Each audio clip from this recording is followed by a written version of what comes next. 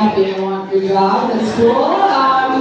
I don't like working in corporate. And the reason I don't like working in corporate is because you always got to do small talk. Right? I always got to do small talk with these fuckers. I started this new job I really don't like. We had to go around the room at my new job as like a fun little icebreaker and say our worst quarantine habit. Yeah. One dude was like, I snooze my alarm clock a lot. And this other girl was like, I order in food a lot. And I'm like, oh, I'm drunk right now.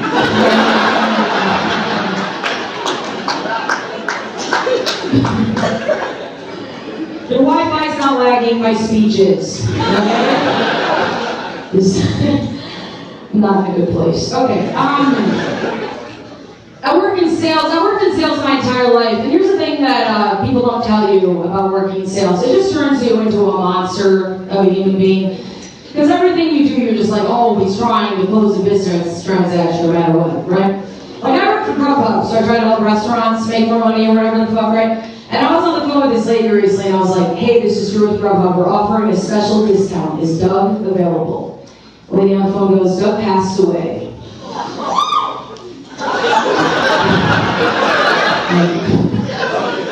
Yeah, I was like, when Doug passed, I'm gonna do no. What Doug was thinking, you know? She's like, sweetie, Doug had a heart attack. And I'm like, yeah, because you know what the discount was, okay? That's why he fell over. If you haven't had the funeral, we also offer catering, all right? Mama's got to pay the bills, so. A little bit about me and my family. I got a stepmom. Anybody got step-parents in here? Okay, cool. You guys are confident to sit up front. That's cool. Usually they're in the back. Some of you are lying. I hope your parents are happily married. So, I got a stepmom. Okay, here's the thing. I don't like my stepmom, right? I don't like her not for the normal reasons people don't like their step-parents. It's mostly because my stepmom truly tries to make me feel jealous about everything, right? Everything she does is always in spite of me, I'm pretty sure. I was at a dinner with her recently with all my step-siblings. I got 4 step-siblings, right? She just interjects in the middle of our conversation. She goes, hey, you know when my ex-husband dies, me and my kids get $6 million. $6 million, right? I don't get the $6 million, I just don't understand why she would try to make me feel jealous of something like that, you know? Because like, especially growing up in the Jewish faith, like a harm that's not a lot of money.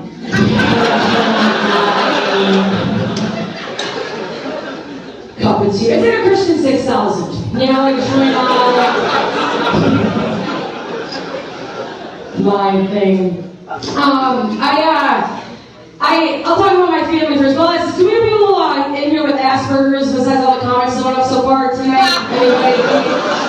No people with that? Baby, my brother's got autism, dude, and he has really high functioning Asperger's. Everything is off the cuff, out of pocket. You never know what this guy's gonna say, right? I really try to help him with it, but recently he got into a fight with my stepmom, and he called her a Percocet eating whore. The chef's kiss, you know? And listen, like, I can't even be mad about it, right, and help him with it because I don't like her. I'm like, okay, at what point do we not call it Asperger's and we just call it doing God's work? I think it should go in a DSM-5 somewhere, you know? Like, I think autism speaks is something, it should be autism speaks the truth, you know? I think that'd be a fun one to throw on the billboards. I did move to New York, and it's really expensive. You guys ever hear about it? New York's expensive? Hot take. It's pretty expensive, man, you know? And I got a roommate, and I like my roommate, but she's one of those people, I don't know if you know people like this, some of the things that she says don't really align, they don't really make sense, right? Like, I was in a circle with all my friends the other day. One of my friends goes, you know, if you eat a hot dog, it takes 30 seconds off your life. You guys know that? Yeah, 30 seconds. My roommate goes, wow, I'm never going to eat a hot dog again. And I was like, that's really funny, because the other day at 7 a.m., you ate ecstasy. I don't think a hot dog is the issue, right? Dude, this girl's done so many drugs. If she ate Molly off of a hot dog, she'd live 5 years longer, okay? But it's like hard for me to talk shit on her, though, because I'm kind of like a walking contradiction myself, right? Because like the other day I did blow in a dirty bathroom and then wore my mask on the train. So health isn't really my thing, you know? I'm trying to get better though. I just say that on stage. I'm dying inside. Listen, man, I'm trying to get better. I'm trying to do more stuff for myself. Like recently, I got a breast reduction. Want to give it up for my old tits, huh? Thank you very much. They're in the trash somewhere. They need it. Here's the thing. Breast reduction changed my life. It really did. I just don't like the questions people ask me about getting a breast reduction. They're always really stupid and obvious. I was talking to one of my friends who was seriously considering getting a breast reduction, and she asked me, but isn't it really painful to make your boobs smaller?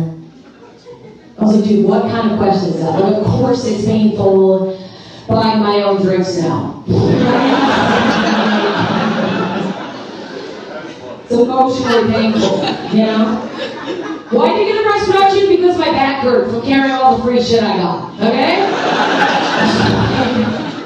Dude, I had a guy friend for 20 years, and after the surgery, he was like, I didn't even know you had brown eyes. I didn't even know